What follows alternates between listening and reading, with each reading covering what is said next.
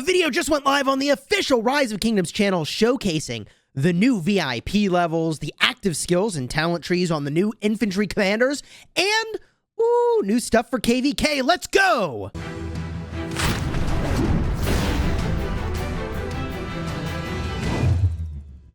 Hello my friends and welcome back. I'm Chisgule Gaming, and this video has been sponsored by the makers of Rise of Kingdoms, and today we're breaking down everything they showed us in the video on the official Rise of Kingdoms channel about the new KvK and also these new commanders that are on their way into the game. And if you like Rise of Kingdoms guides that help you get value, smash your enemies, and show you the latest and greatest as soon as it lands, oh baby, subscribe to the channel. What you just saw on screen is that one of the new infantry commanders is going to be infantry, attack, and versatility. Now the versatility tree is, in my eyes, maybe in need of a little bit of love, but the attack infantry combo is something we've seen before with Olgi Mundok and could be strong. Here is the active skill. Looks like some blades, baby. Now, I want you to watch that active skill again, because I saw some AoE damage, did you? Look at this. Boom, that's an AoE, baby. I love AoE damage. This could be really good in the open field. We'll see. Open field commander is, and maybe a rally commander, but up next, this commander is going to be from the Mightiest Governor, and he is infantry, defense, and conquering. We have not seen this before. Now we're looking for AoE. I don't see it. No area of effect damage that I saw here. We'll see it again. Different angle. No area of effect damage, but that commander is going to come from the Mightiest Governor, which I think is fine. I suspect there may be a possibility of taking down Zenobia here. We've never seen defense with conquering before. This is new. And defense is very, very, very strong for generating rage. When you get low on your health, man, you start to crank out just a ton of rage. I made a video dedicated to this topic about how you can make a crazy rage engine with the defense tree card up in the top. If you'd like to check that out, I think there is a possibility that maybe we've got something that really does work very well against Zenobia with these infantry. Hard to say. I mean, you'd kind of expect archers to be the ones to take down Zenobia, but we'll see. I am definitely hyped for these new commanders. I'm saving my sculptures, and I hope you are too. And speaking of things that I hope you've been saving up, I made a video very recently about how to get a ton of VIP. VIP 18 is on the way, and if we get a quick look here, pause that. Whoa! Hey there! So there's one epic equipment material choice chest from the daily reward. There are 3 legendary sculptures. I don't see a gold key, but I do see a crystal key over here. So it looks like the daily reward upgrades from a gold key to a crystal key, which I love at VIP 18. And I like the extra materials, but what else is here at VIP 18? Oh yeah, cool. There's the full list. Okay. $100 special privilege chest, which had, I mean, some fine stuff in it. It's got a full weapon pattern of your choice, which I personally am not going to use, but 2 legendary materials, 15 hours of speed, or 15 days of speed ups. If you are newer to the game, I think this is great. For those of us that have kind of been around a while, I don't know if I would even buy this. Like, I don't need the blueprint choice chests. I don't think I would pay $100 for 15 days of speed ups and 2 materials chests. Nope, not going to do it. So I think this is going to be good if you actually need the item here, but otherwise kind of lackluster. And in terms of the benefits that this is going to give, well, now we need to actually jump over to voice so you can hear what they're saying, and we'll listen to it too. Some additional buffs to troop capacity, march speed, and healing cost. Troop capacity, march speed, healing cost. Okay, that's what our VIP 18 buff is going to have. Troop capacity, march speed, healing cost. Healing cost, I love that. Okay, makes it a little easier to use T5s. Troop capacity makes you more effective in the open field, but doesn't actually make it so you have to have VIP 18 to be a rally leader garrison captain, which I think is a good thing. It does mean that VIP 18 players are going to be crushing Canyon. I mean, to have more marches or more troops in Canyon is going to be insane. So, yeah, I think VIP 18 is really good for Canyon. And, of course, march speed is great in the field. So, I think it is solid. This is not going to mess up free-to-play's ability to, like, actually, fight in the field. And, like, yes, VIP 18 is certainly going to be stronger, but at least you could still be a rally leader garrison captain. VIP 17 is where you'd have to get to in order to have all the combat effectiveness to really be the maximally effective rally lead or garrison captain. But VIP 18 look, gives you extra 10% on march speed, VIP 15% on 18's troop cool. capacity, and 15% 15% troop reduction capacity. of healing resource consumption. The most exciting part of the update is the new KvK, the March New of the KvK. Ages. This is what we want to With see. teleportation restricted, governors are no longer able to move freely in the map. Okay, so a part of what makes this game amazing is how free you are to move on the map. But we're already very constrained in KvK. You can only go to your own territory. So let's see what this new KvK stuff looks like. Join rallies and reinforce flags? First of all, whoa. Here's the picture for March of the Ages. This is showing us 36 days left on the timer. The rest of the screen looks very similar to what we're used to, except there is a building management button up there. The building management button is new. And if we just watch that again real quick, right there. Whoa, whoa, whoa, whoa, whoa, whoa, whoa. There is a new building that we see. Not this one that I'm pointing, but like just past it. There's one over there. I'll use the cursor, right? There are some new buildings here, which they're going to talk about in the video, but there are a lot of them on this map. Also, look at this map. Dude, look at the map in the upper right there. That thing is huge. Look how many zones are over here. Look at all these zones. I mean, they say the map is twice as big. And like, yeah, this is what a normal map looks like. It's this inner part. And they added an entire ring of outer zones. Huge. This map is massive. What? This is a big map. Also, there's 2 rings in the middle, which is different. I mean, this map is definitely something that we have not seen before. So now we got to pause the video over here and showcase that there is something going on with a green ring and a yellow ring, which I think they're going to explain a little bit later, but we can see that when you zoom out, like it's not that large of a radius that we're talking about, but let's see what these things are. Well, with the new building management feature, you Oh, whoa, whoa, whoa, whoa, whoa. Hold on. So there were forward camps there. So here is that building management feature that we were showcasing in the upper right. There are foundation stones, allows a city to move its location once completed. Okay. You can move your city only when the foundation stone is completed. It costs 10,000 crystals and 10,000 gold. There's a 5 out of 5 for forward camps in the upper right, that 5 out of 5. And here are the forward camps, and there are some number of reserves allowed in each of them. There's a maximum capacity, and then there's some amount that you have in there. We'll see exactly what these do. Complete pushing forward in the Lost Kingdom Chronicles to unlock. So we see here that you're going to get some number of these forward camps to start, and then there will be more. So keep in mind, more forward camps release over the course of the Chronicles of the KvK. Let's see what else. Plan your city base, apply your own strategies, and reach the victory step by step. Ancient pagodas are evenly scattered on the map. Ah, those things we saw throughout the map were ancient pagodas. This is a level 3 holy site. It does count as a stronghold, which I see it says here. Reserve troop capacity plus 10%. Now, it's not troop capacity. It is reserve troop capacity, which we're definitely going to have to talk about. Also, that flag in the upper right, I assume, is the new kind of KvK logo that you tap to access all the KvK menus for this KvK. But let's keep going here. Governors can attack and occupy an ancient pagoda adjacent to coalition territory and then build a foundation. So you have to be next to one of these, adjacent with your coalition territory, and then you can build a foundation stone. Within a certain radius of the pagoda.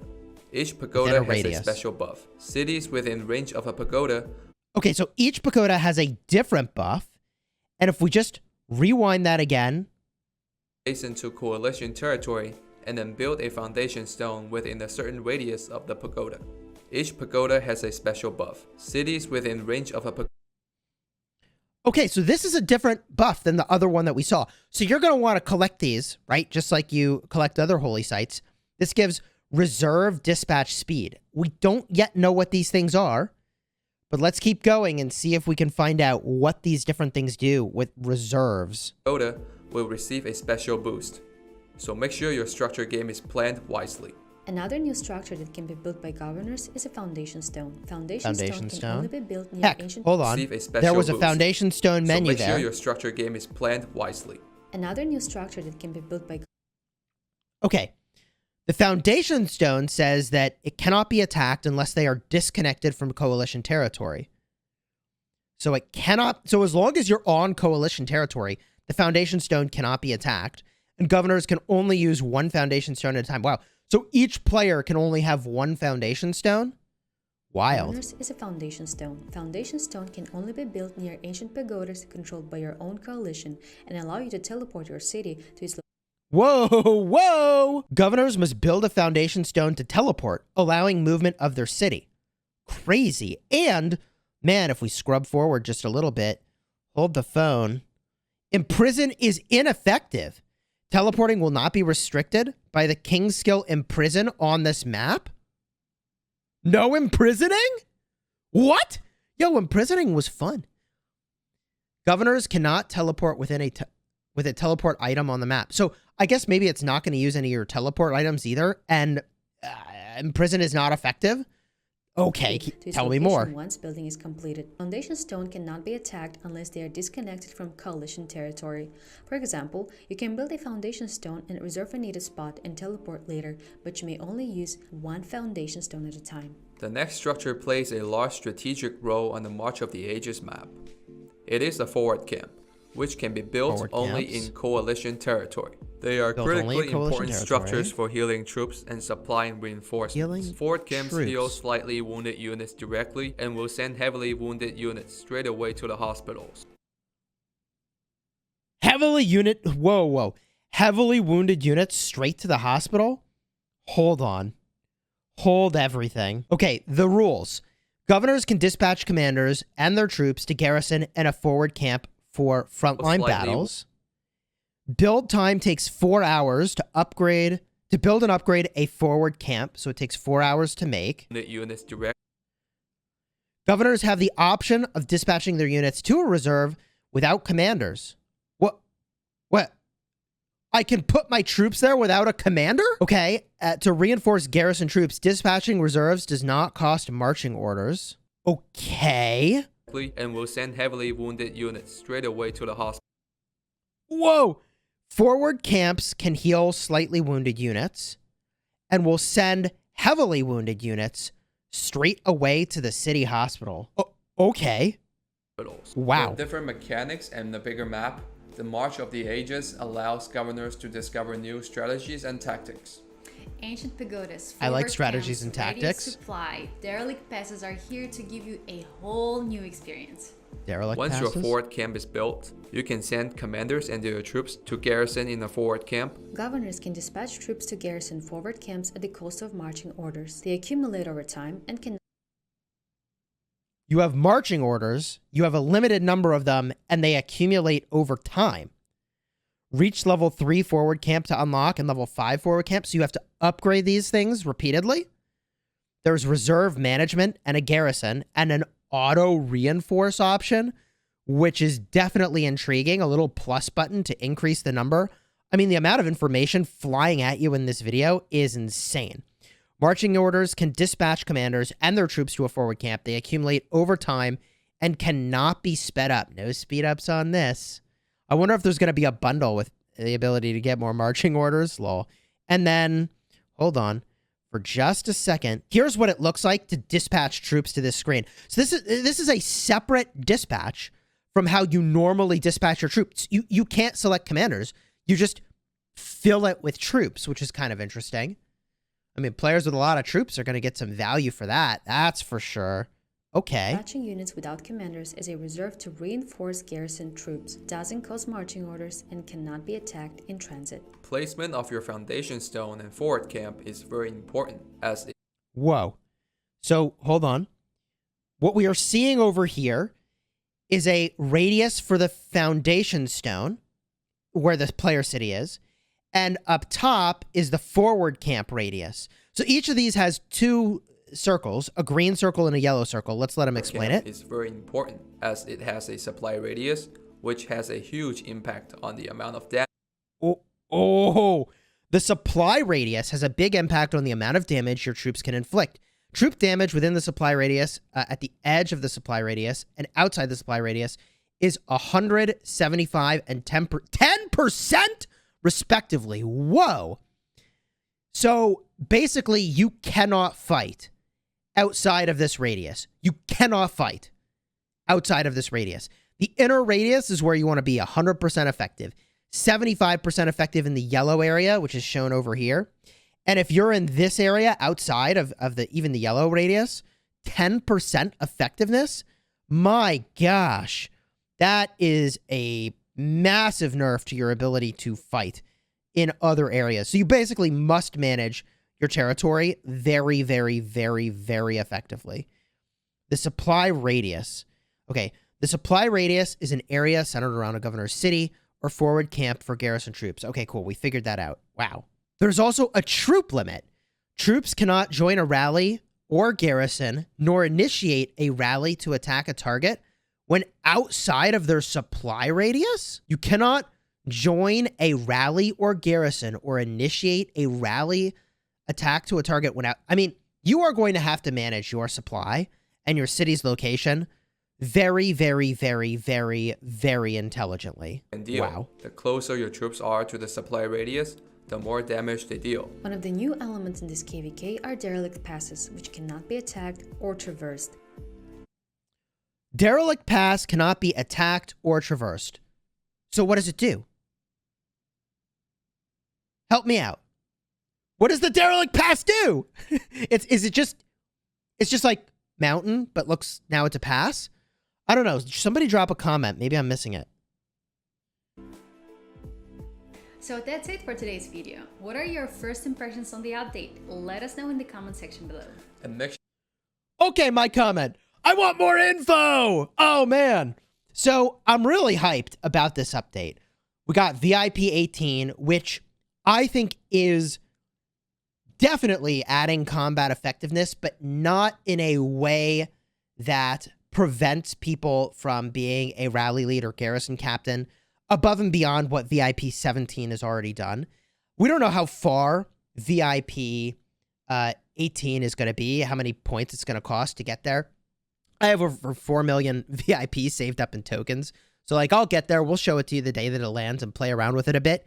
So like and subscribe so that you don't miss that and all our coverage of this KvK, which the new KvK format looks like it is going to be so heavily focused on logistics, which we'll see if that ends up feeling like chess or like a crazy war game. And I mean, dude, cheers to the community managers for making this video. We appreciate it. We love the explanation. Hey, thank you. Throw a like on here, subscribe so you don't miss when we release new information and tell you when the developers have released new information about the game. We're going to cover the heck out of this. And until next time, you have fun smashing the kingdom.